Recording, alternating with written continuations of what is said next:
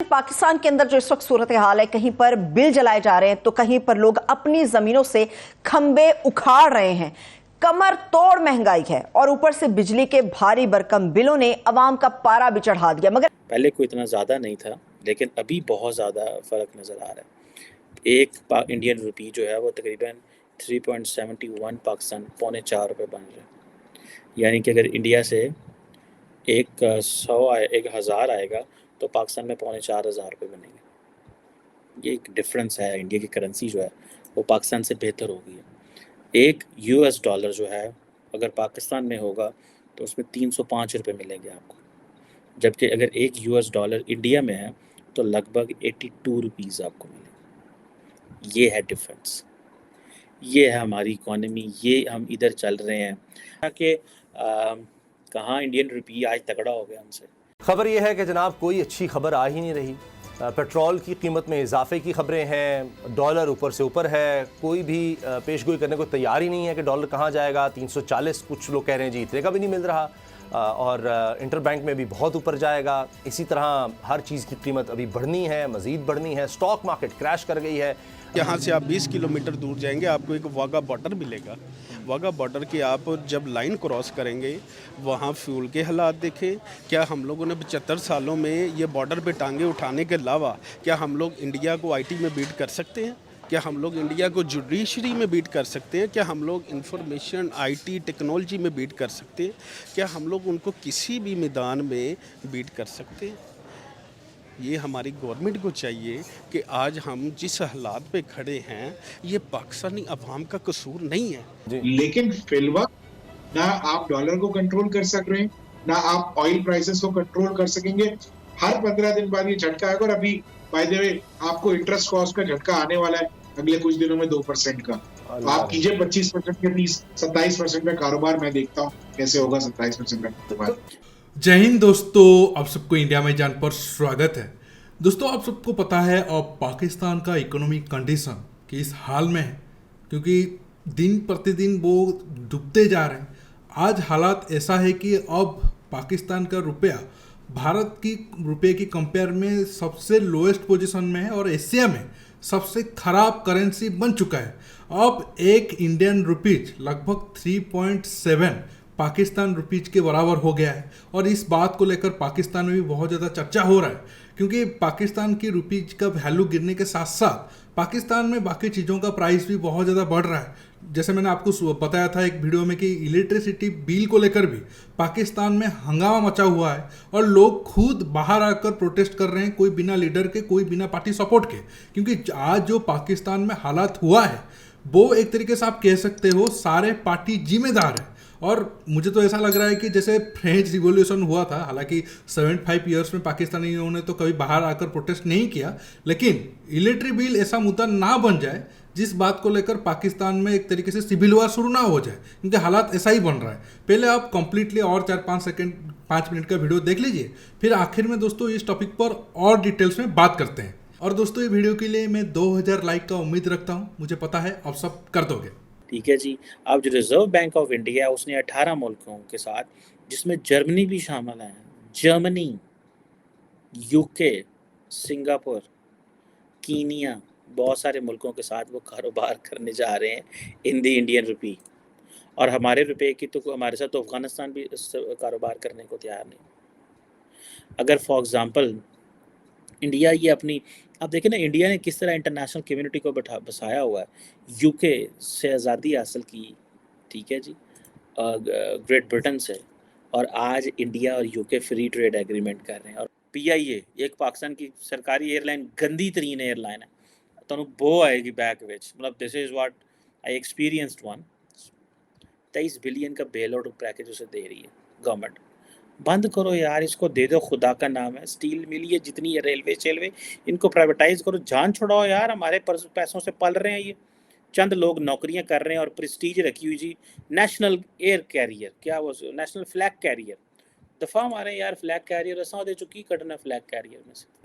वो हमारे साबिक़ वज़ीर-ए-आज़म शहबाज शरीफ कहते हैं कि जब मुझे अरबी लीडर देखते हैं तो मुझे कहते तो नहीं, पर दिल में तो कहते होंगे ना, शहबाज शरीफ तुम फिर मांगने आ गए हो। तो ये तो हमारे लीडरों की हालत है, खुद ही पहुंच के तो वो समझ जाते हैं कि मंगन है। तो आटे में आपने नहीं देखा कितने लोग अपनी जान से गए हैं, पूरे इंटरनेशनल मीडिया ने उसको कवर किया कि आटा क्या दे रहे थे, लोग तो लाइनों में लग लग के मर रहे थे। आज दुनिया जहाँ पे तरक्की कर रही है, गवर्नमेंट जा रही है, पूरी दुनिया के आप निज़ाम को देखें, लोग आईटी की तरफ मूव हो रहे हैं। ठीक है। दुनिया अपनी ग्रोथ, जीडीपी को, अपने हेल्थ के निज़ाम को आप देख लें कि दुनिया कहाँ पे है। और हमें सिर्फ एक चीज़ के पीछे लगाया है कि मुफ्त आटा आपको वहाँ से मिलेगा, सस्ती चीनी लेनी है तो यूटिलिटी स्टोर पे जाओ, अगर आपके पास पैसे नहीं हैं तो आप मर जाएं, गवर्नमेंट को इसकी कोई फिक्र नहीं है। बताता चलूँ, पूरी दुनिया में जो फार्मेसी ऑफ द वर्ल्ड है वो भारत जाना जाता है। 70% अद्वियात जो है वो भारत है जो पूरी दुनिया में एक्सपोर्ट कर रहा है बना के। सर क्या वजह है कि 75 साल उनको भी मिले हैं, 75 साल हमें भी मिले हैं, क्या ऐसी प्रायोरिटी रही है कि वो 350 सैटेलाइट जो है उन्होंने आसमान में भेज दी? आज़ादी के ऊपर उन्होंने चंद्रयान 3 मून मिशन करके दिया, हमने बाजों के साथ आज़ादी बनाई है। हमारी प्रायोरिटी बाजों से आगे ही नहीं निकल पा रही 75 साल में। क्या ये मुल्क बाजा बन के रह गया या इसको बजाने वाला भी कोई सही नहीं आया? अभी आज तक हमें इंडिया का मुकाबला करने के लिए दोबारा हमें 75 साल चाहिए। आज के टाइम के मुताबिक उनको बीट करने के लिए हमें और मज़ीद 75 साल चाहिए। हुक्मरान ये क्यों कहते हैं कि भारत में गुर्बत बहुत ज़्यादा है, भारत में गरीबी है, 10 मिनट के लिए बॉर्डर खोल दो, बता के रख देंगे कि पाकिस्तानी हैं? मतलब ये तकरीरों में जब ये जुमले इस्तेमाल होते हैं और खूब तालियां बज रही होती हैं तो उस टाइम मतलब आपको क्या लगता है कि कितनी हकीकत पसंद वो तकरीर होती है? देखें जी, अगर तो इनके पास ये, अगर हम लोग तरक्की कर जाएंगे तो इनके पास तो कोई बयानिया नहीं रहेगा ना। जब एक मुल्क तरक्की कर गया तो इनके पास, इनको सिर्फ और सिर्फ अपनी ज़ात के साथ मतलब है। आप चले, अगर मोदी अपनी आवाम के साथ लॉयल नहीं है तो उनकी इकनॉमी इतनी बीट कैसे कर रही है? दुनिया की तीसरी बड़ी इकोनॉमी बनने जा रहा है। अगर मोदी साहब अपनी गवर्नमेंट के साथ लॉयल नहीं हैं तो जनाब उनके डॉलर का रेट देख लें। इलेक्ट्रिक कार सर, यहाँ पे यकीन करें लोग साइकिलों पे आ रहे हैं, पेट्रोल डलवाने के पैसे नहीं हैं, वहाँ पे इलेक्ट्रिक कार कंपनियाँ जाके अपने प्लांट्स लगा रही हैं, इलेक्ट्रिक कार्स वहाँ पे मतलब बहुत ज़्यादा इस्तेमाल हो रही हैं। बिल्कुल इसी तरह हम लोग उनको किसी भी चीज़ में बीट नहीं कर सकते। अगर आप देखें जिसका बिजली का बिल 50,000 रुपए से ज्यादा है तो उसको इनकम टैक्स और सेल्स टैक्स मिलाकर तकरीबन 52% सिर्फ ये 2 टैक्सेस देने हैं, इनकम टैक्स और सेल्स टैक्स, जिसमें 12% इनकम टैक्स है और बाकी सारा का सारा सेल्स टैक्स। दोस्तों अगर आप सही मायने में देखोगे, पाकिस्तान को तो 2-3 महीने पहले ही एक तरीके से आप कह सकते हो डिफॉल्ट कर देना चाहिए था और डिक्लेयर कर देना चाहिए था कि वो बैंक करप्ट हो चुका है और वो लोन वगैरह चुका नहीं पाएगा। इसके बाद से जो प्रोसेस होना था वो शुरू होता, जैसे श्रीलंका में हुआ। श्रीलंका खुद को डिक्लेयर किया, थोड़ा कुछ टाइम के लिए हालात बहुत ज़्यादा ख़राब हुए, लेकिन बाद में आहिस्ता आहिस्ता प्रॉब्लम सॉल्व हो रहा है।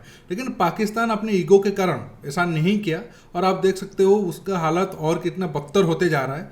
और अमेरिका, सऊदी अरब और कुछ कंट्री के मदद के कारण ही वो आज तक जिंदा है, नहीं तो वो कब का जा चुका होता। अब भी पाकिस्तान का उम्मीद है कि वो बच जाएंगे, वो डिफॉल्ट नहीं करेंगे, लेकिन जिस हिसाब से वो अपनी जनता के कारण प्रेशर डाल रहे हैं जनता के ऊपर, क्योंकि वो जो मनी होता है हर साल तकरीबन $25 बिलियन के करीब IMF को पैसा देना होता है पाकिस्तान को, और बाकी देशों को भी कर्जा देना होता है। उनका जितना वो एक कंट्री का जितना इनकम हो रहा है, पाकिस्तान का हर साल में टैक्स और बाकी सिस्टम से जितना इनकम हो रहा है 70% सिर्फ लोन रीपेमेंट में ही जा रहा है। तो इससे आप अंदाजा ला सकते हो वो देश में डेवलपमेंट और बाकी फील्ड में क्या खर्चा होगा।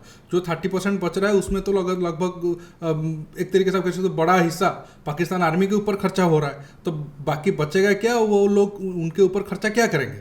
फिर भी आप देखो पाकिस्तान के लोग इतने सालों तक चुप थे, लेकिन जब आज अब हालात काफ़ी ज़्यादा गंभीर हो गया है, क्योंकि एक बंदा 20,000 इनकम कर रहा है और कहीं कहीं पे इलेक्ट्रिक बिल उससे ज़्यादा आ रहा है। मिनिमम तो 10-12 हज़ार के नीचे किसी को इलेक्ट्रिक बिल आ ही नहीं रहा है, क्योंकि जब एक यूनिट तकरीबन 60-70 रुपया हो जाएगा और कहीं कहीं जगह पे वो रैंडम किसी भी नंबर डाल दे रहे हैं 80 से 90 के बीच, और बहुत सारे टैक्सेस सिस्टम भी उसके ऊपर लगाया जा रहा है इलेक्ट्रिक बिल के ऊपर, तो लोग तो विरोध करेंगे ही, क्योंकि उनके पास तो कोई और चारा नहीं है और उनको बचाने वाला भी कोई नहीं है। देखना होगा आगे आने वाले टाइम में पाकिस्तान में हालात कैसा रहता है, क्योंकि ठीक है पाकिस्तान मीडिया का एक तरीके से आप कह सकते हो रोना था कि भारत की करेंसी को 18 देश के करीब अलाउ किए हैं, लेकिन पाकिस्तान की करेंसी को आज अफगानिस्तान भी नहीं पूछता है। क्योंकि अगर आप देखोगे तालिबान आने के बाद भी जो अफगानिस्तान का हालात, बीच में उनको जो कोल्ड टाइम में खाना भी नहीं मिल रहा था, तब भी अगर आप कंपेयर करोगे अफगानिस्तान का जो करेंसी है वो पाकिस्तान से अच्छा है।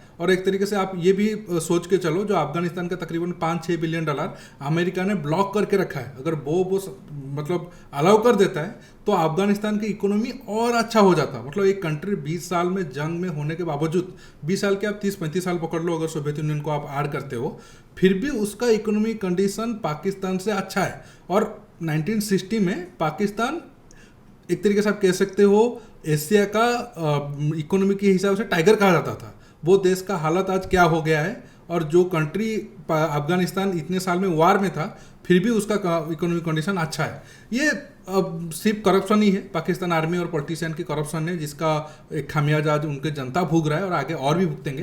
दोस्तों आज की टॉपिक में बस इतना ही। आपको ये वीडियो कैसा लगा नीचे कमेंट बॉक्स में कमेंट करके बताइए, और ये वीडियो को ज़्यादा से ज़्यादा लाइक शेयर करना दोस्तों बिल्कुल मत भूलिए। दोस्तों रुकता हूँ, बहुत जल्द और एक न्यू टॉपिक के साथ मिलूंगा। नमस्कार, जय हिंद।